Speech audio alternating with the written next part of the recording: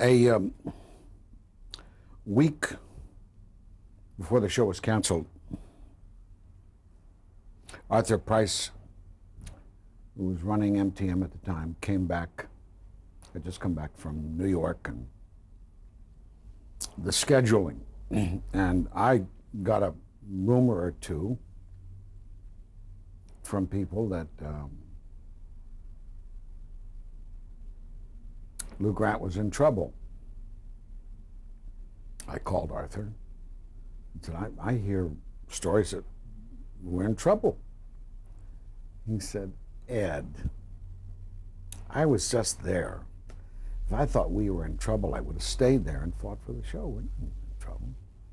A week later, we were canceled. I've heard stories as to William Paley insisting it be crossed off. He had a good relationship with Reagan. No, I have no proof.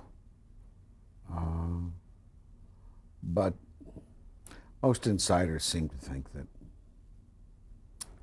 the show would not have been canceled had it not been for the controversy that arose over my stand on El Salvador.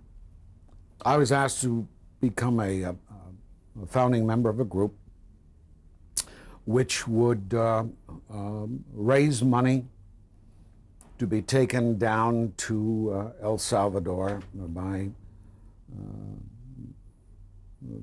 a Mexican doctor in the first instance, other people at other times, with drugs and medicines for the people in the hills who weren't getting it, the campesinos, the descamisados, and that was what the money was for. It was also to call attention to El Salvador by this act, which is why we gathered in Washington, Lee Grant and Ralph Waite, a few other people. But I, as with the strike, because I had the viable show on TV, I became the spokesman. So I delivered the speech of announcement for the organization. Then there was a big press conference afterwards. All kinds of people asking questions, and I became the chief answerer. And in the course of the questioning, a cable newsman rose up at the back of the House and said, Mr. Edner, you say you're in favor of free elections in El Salvador. Well, what if that election turns out a communist government? That's like I got hit between the eyes with an axe. Oh, Christ. What am I to say? Because I knew it was trouble. And I hemmed and hawed and gave some weak-ass answer. I went on to answer another question. And all the time in my brain, I'm saying, have I come this far? Have I become this outspoken to weasel out at this point?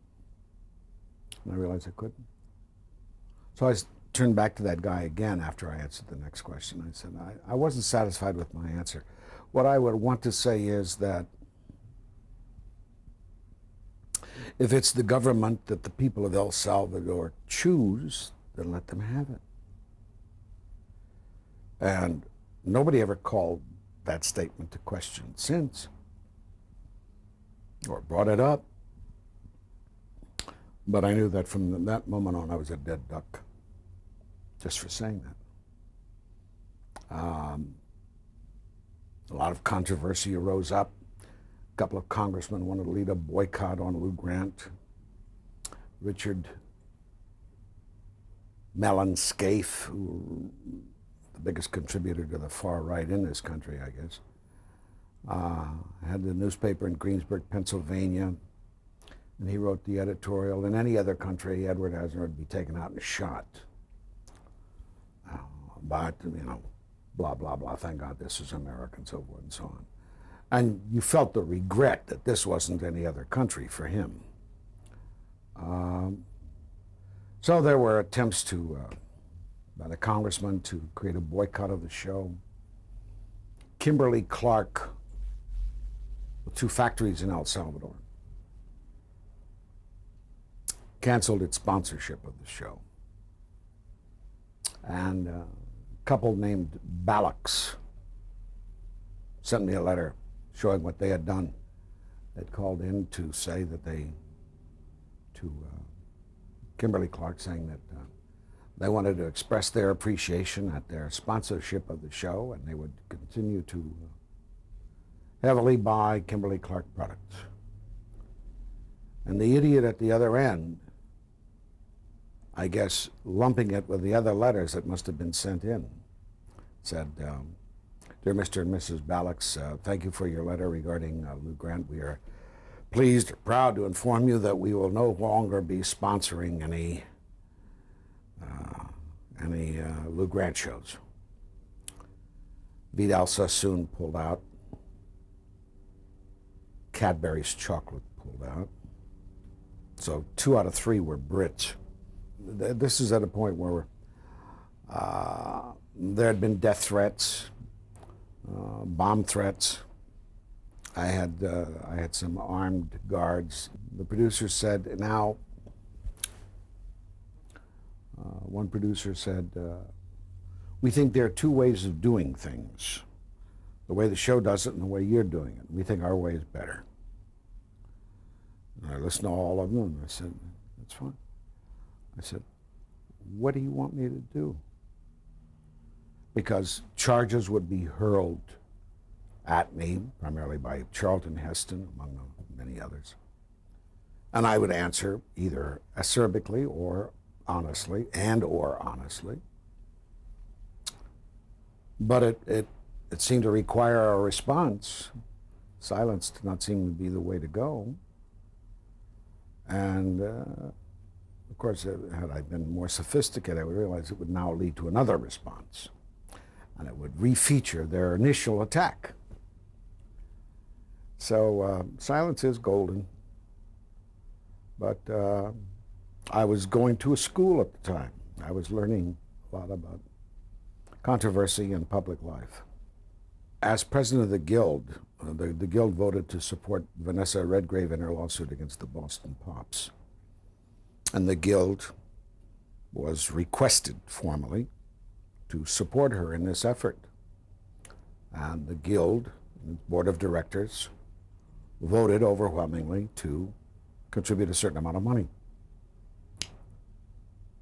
A pittance, but at least it meant something.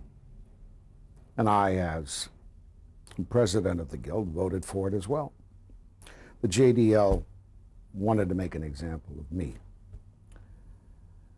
So I was already separated from my wife, living out of the house. She was home with the 3 kids. And I got the rumor that they were going to picket my house. So I called Irv Rubin and I said, Irv, you want to picket me? Fine, do it. Number one, I'm the president of the Guild. I voted for it. But the Guild voted with or without my consent to do this, number one. And number two, I'm separated from my family. And I'm not living at that house. It's just my wife and kids.